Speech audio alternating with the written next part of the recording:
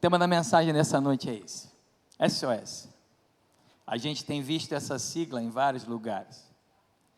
Uma catástrofe aconteceu em Petrópolis e tem chocado a todos nós. Com 15 dias de vida, eu fui morar em Petrópolis. Meu pai foi nomeado para ser pastor da Igreja Metodista Central de Petrópolis. E lá fiquei por ótimos anos, fiz amigos que eu caminho até hoje com eles. E no meio dessa dor eu olhei, a minha rua que eu morava foi inundada. O prédio que eu morei, atrás do nosso prédio, caíram encostas. Então, assim como todos vocês, eu não tive como não parar e chorar bastante essa semana pelas vidas que estão lá. Então, mais uma vez, eu queria que você fechasse seus olhos antes mesmo da mensagem e orasse. Talvez você conheça alguém de lá, talvez nós já fizemos isso aqui. Talvez você conheça alguma pessoa, talvez você tenha algum parente, algum amigo. Ore nesse momento. Senhor, em nome de Jesus, que a mensagem dessa noite também nos lembre do que está acontecendo. Nós queremos, Senhor, dizer que você é o Senhor desse mundo, você é o Senhor dessa terra. Oh Deus, e tudo o que está acontecendo, nós estamos sensíveis a isso. Muito obrigado, Senhor, por cada quilo de alimento, cada litro de água, cada roupa que está sendo doada. Vem com a tua graça, vem com a tua misericórdia, em nome de Jesus, amém. Bom, mas o que é essa sigla? O que esse ato que está acontecendo, essa catástrofe, tem para nos ensinar? A primeira pergunta que eu tenho para você é a seguinte: você sabe o que quer dizer SOS?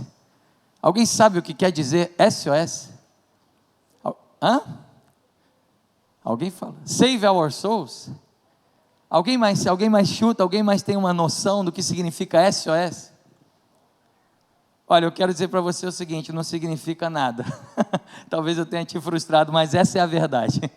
Muita gente atribui SOS a muitas coisas, mas a sigla SOS não significa nada. Na verdade, em 1912, na Alemanha, existia uma sigla no código Morse que era usada para que socorro viesse, mas era uma sigla muito difícil de ser digitada no código Morse, e eles perceberam que SOS, como nós vimos aqui nessa projeção maravilhosa que o Ministério de Comunicação aí ajudou a gente, era rápido, era fácil, 3 pontinhos, 3 tracinhos, 3 pontinhos. Então, SOS, muitas pessoas atribuem a muitas coisas, mas a verdade é que a sigla não significa nada.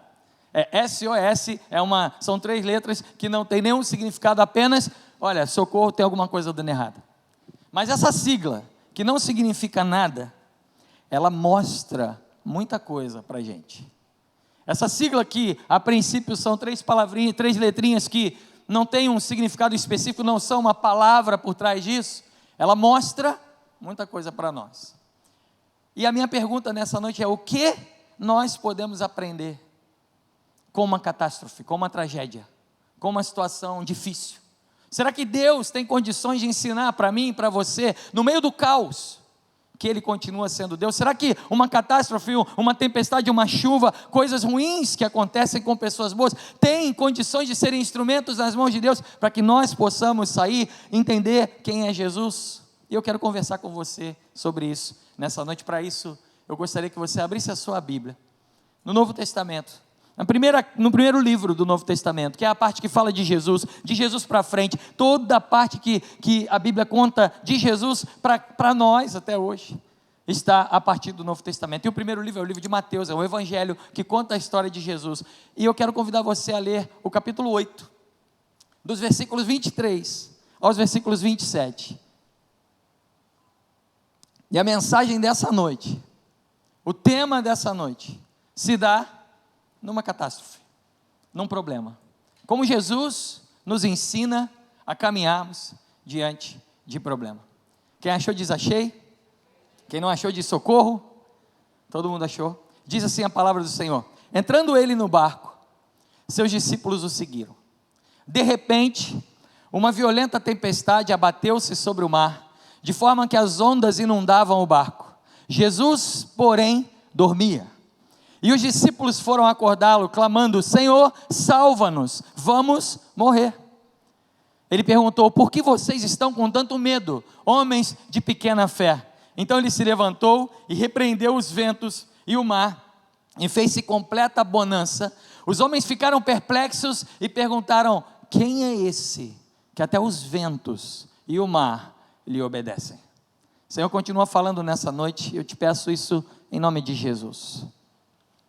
Existem algumas lições que nós podemos aprender no meio do caos, no meio de um pedido de socorro, no meio de uma catástrofe.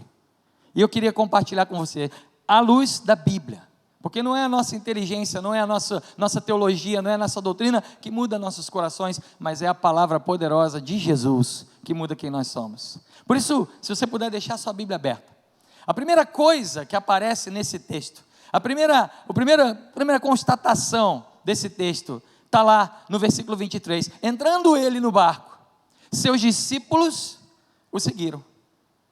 E essa é a primeira lição que nós aprendemos nessa noite. A pergunta que eu tenho para mim e para você, antes mesmo de uma catástrofe, de uma tempestade, de um momento ruim, de um momento complexo, a pergunta é: quem você tem seguido? Essa é a pergunta. Quem você decidiu seguir? Você está seguindo a quem? Em momentos bons, nós precisamos entender que nós estamos organizando a nossa vida para que em momentos ruins a nossa vida continue. Não são nas tempestades, no meio do caos, no meio de um momento em que você perde totalmente o controle, que você tem condições, normalmente, de tomar decisões estratégicas para que ou aquilo possa acontecer de uma forma menor, ou que você tenha mais segurança. Não é ali no meio da tempestade, mas é antes. É antes.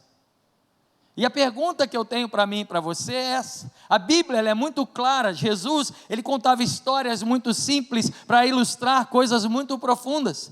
E a gente chama essas histórias de parábolas. Uma das parábolas que Jesus conta é sobre um homem sábio e sobre um homem que não era sábio. Esse homem sábio, diz a historinha, a parábola, construiu a sua casa sobre a rocha. O homem que não era sábio construiu a sua casa sobre a areia. O homem que era sábio passou por ventos, passou por tempestades, passou por chuva, e diz a Bíblia, a casa não caiu. O homem que construiu a sua casa na areia também passou por ventos, também passou por tempestades, e a sua casa desmoronou. E diz Jesus que o significado dessa parábola é: o homem sábio é aquele que ouve a palavra e a coloca em prática. O homem que não é sábio também ouve a palavra, mas não a coloca em prática. A pergunta primeira dessa noite, antes da tempestade chegar, é: quem você tem ouvido? A quem você está seguindo no seu dia a dia? Quando tudo vai bem, quando tudo está aparentemente sob controle. Deus fala para mim e para você, para nós que não estamos em Petrópolis, estamos em um ambiente extremamente agradável, com ar-condicionado, com iluminação, com efeitos especiais da galera da comunicação, que é top demais. Nós estamos bem. Quem você segue nesse momento? Essa é a pergunta. Existe um provérbio português, eu gosto muito de velejar, já falei isso aqui algumas vezes. E como bom velejador, como alguém que ama o mar, esse provérbio é um provérbio que acompanha todos os velejadores. A gente fala desse provérbio toda hora. Esse provérbio diz assim: Deus, livra-me das águas boas, porque das águas ruins me livro eu. Que provérbio interessante. Deus, livra-me das águas boas, porque das águas ruins me livro eu. Tem gente, meus irmãos, que está se metendo em roubada, mesmo antes da roubada se tornar uma roubada. Vocês estão entendendo onde eu estou querendo chegar? Tem gente que está querendo andar por águas ruins, quando a Bíblia mostra claramente quem nós devemos seguir. A palavra de Deus é muito clara, no Salmo capítulo 1, quando ela fala sobre o homem, a mulher, bem-aventurado, bem-sucedido, feliz, em algumas traduções, ela é muito clara quando diz: o seu prazer está na lei do Senhor, e na sua lei ele medita de dia e de noite. Será como árvore plantada junto à corrente das águas, que no devido tempo dá o seu fruto, e cuja folhagem não murcha, e tudo o que fizer prosperará. Aleluia. Esse é um conselho bíblico para quando as coisas estão bem. A quem você segue? Um ateu que se converteu e que deixou um grande legado para nós, igreja do mundo, que se chama C.S. Lewis.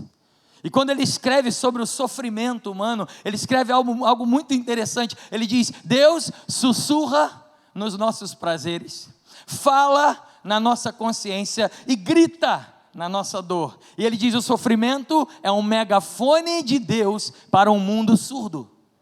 E quando a gente vê essas catástrofes, essas coisas, as demonstrações de sofrimento na terra, alguns ficam completamente perdidos, e quando eu olho para alguns entram em definições escatológicas, é a trombeta do Apocalipse tocando, eu não sei, a gente não tem como prever se é, se não é, mas uma coisa é certa, o Senhor está gritando nos nossos ouvidos, está gritando com o seu megafone para um mundo que deixou de o ouvir, que deixou de o seguir.